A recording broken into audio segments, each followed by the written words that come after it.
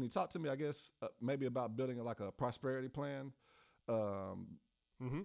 Just to kind of expand on that, because I know that's something that you've mentioned and talked about before. Yeah, definitely. So that has been, that word came out of a collaboration with a friend of mine named Ricky Mendez, who's an incredible business coach and speaker. And he helps people live a better quality of life and improve their personal life and their business life, and is an incredible friend of mine. And so we came up with this concept called Mind Map, where we wanted to create a platform, a learning platform for artists to be able to connect the attributes of business with their art. And out of that came this idea of how do we help artists organize their time, manage their time, and organize their schedule. And Ricky had already this concept that he called the prosperity plan. And I already had this thing that both of us did in our own schedule to be able to align our goals with our weekly or daily responsibilities that we have in life. And that was something that I started doing a little after I moved to Nashville. I wish that I would have had that earlier, because it's been so powerful in my life. So that's a little backstory on exactly like what it is and what prosperity plan means. So the definition of our definition of our prosperity plan is our schedule with our goals aligned with it. And so the way that I organize that, the first thing that I do is sit down and set out what are my top goals that I have for my future. And those are very specific goals. Those aren't like be successful.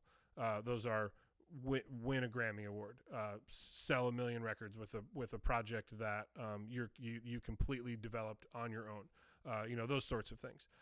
And so you organize that, or it could be earn a certain amount of revenue.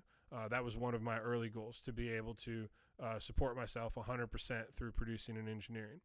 And so you set these major goals for yourself, and then look at what are the small sort of milestones or steps that you would need to be able to get there. And so we'll take it from like one of the original goals that I had was to be able to make a living strictly from producing and engineering. So in order to do that, I calculated what my rent was for the place that I was staying in, what my like general like food expenses were, like basically what my survival needs were. And so what do I need to be able to make that each month? And then I broke that down to a weekly goal and then a daily goal. And then I looked at that goal and then said, okay, what are the things that I need to be able to get more consistent work?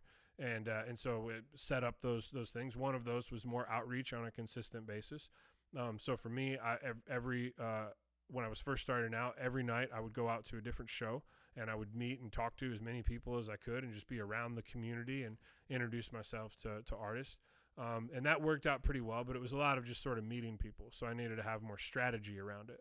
So then I started researching these shows beforehand, and I would go and try to find specific shows where there were singer-songwriters that were new to town, or artists that were new to town and didn't have a commercial record that they had recently released. So that was like a very specific demographic. And the reason for that was that I was going out to these shows and meeting a lot of cool people, but they were already people that had their whole community and team together. So it was cool to meet them, like they knew who I was now and we could hang out, but they weren't necessarily going to be artists that I could collaborate with immediately.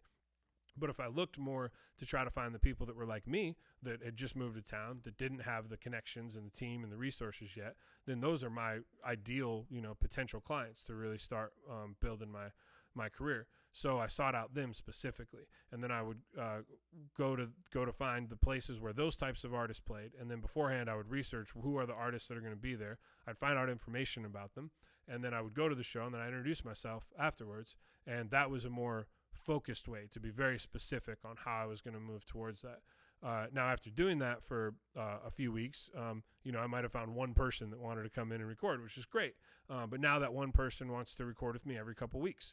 Now, if I keep doing that every day for a few months, now I have 5, 6, 7, 10, 12, 20, 30, and then it starts building, over time. And within a couple of years, I had a pretty solid foundation of a client base with artists that were calling and coming in. So that was the process. Now, in order to execute that, I had to put it on my schedule, because what would happen is that I'd get distracted with writing a song or experimenting, with something, or I had a long day at the other like part-time gigs that I had, and was just kind of tired and just wanted to chill out, and I didn't have that thing written on my schedule that I had to show up and do. So what I started doing was taking these smaller action items that I knew that I needed to do to move towards these bigger goals, and just putting one of those on my schedule each day. And that really helped me move towards the growth that I wanted, quicker. Now, in order to organize that, what we do is that once we have this broken down into what is the action that we can take on a weekly basis or daily basis to move towards these larger goals that we have, now we need to organize our schedule. So what I would do is I would start with my schedule, just lay it out with whatever my work responsibilities were. So my first gig was DJing at a club downtown. So I was doing that Thursday, Friday, and Saturday nights. And at that time, that's what was really paying my rent. I was able to, barely paying my rent, but that was what was covering my, expenses. And then I had a gig recording voiceovers at a small little studio, and that was a part-time thing, maybe 15 hours a week or something like that. So that stuff was all on my calendar. I put that down. And then I looked at, okay, so what time is left? So I had to make working hours for myself. And those working hours aren't when I have to go to work. Those working hours are the hours that I'm going to be working on my prosperity. And so I would determine those hours when I started. I started a little bit later in the day than I do now, but because I was up really late, So usually it was from 10 in the morning until about 2 in the morning. And during that time, I was going to be doing something to work on my career. And so I took those small little actions that I could take every day. And if it was practicing something like learning a new software, practicing a new skill, that was something that I would put on there. If it was email outreach or researching shows, that was something that I would put on there. And I would schedule the time that I was going to work on that. And then the shows that I would go to, that was a nightly thing. So that was something that was happening. If I wasn't working with someone, then I was out somewhere, trying to meet someone. So now I have my schedule filled out, and it really helped me be able to take a lot of the anxiety out of what do I need to focus on in order to to get there. But I learned very quickly that you can't overwhelm yourself with too many things, because we oftentimes underestimate how long it's going to take to get something done, and sometimes underestimate our endless ability to be creative and and resilient and stuff. As much as we want it, and I was willing to work harder than anybody, there's a certain point where you burn out. So you definitely had to find a balance. So the other thing that I incorporated in my prosperity plan is fun. And so I take time throughout the week to do things outside of the studio that I enjoy doing, that have nothing to do with music, that are a great way to reset my mind. So for me, these days, I still play hockey. So I go out and skate a couple times a week. When it's a certain time of the year, I love going golfing. We go out on the lake on our boat a lot. And just things to get outside of the studio. But those are reserved for a couple hours throughout the week. Aside from that, I'm focused on the intention of what I have. So when my schedule begins to be more organized like that, it actually allowed me. I was concerned about structure a little bit, but it actually allowed me to be more creative, because now my mind isn't distracted by what comes next or what I need to do. I have a vision and a plan for how this step is going to connect to this one and come together. And then over time, it just becomes, a habit. The most important thing of late that I've found is making sure that I have a morning ritual to help set off that plan for the day. Because I found that when I didn't have that, it was sort of, even though I had the time where I knew that I was going to get up and start, and I knew what my hours were going to be, it was a different sort of mindset. It was kind of man, you stay up all night working on tracks, and then you kind of wake up in the morning, and you're like, oh my God.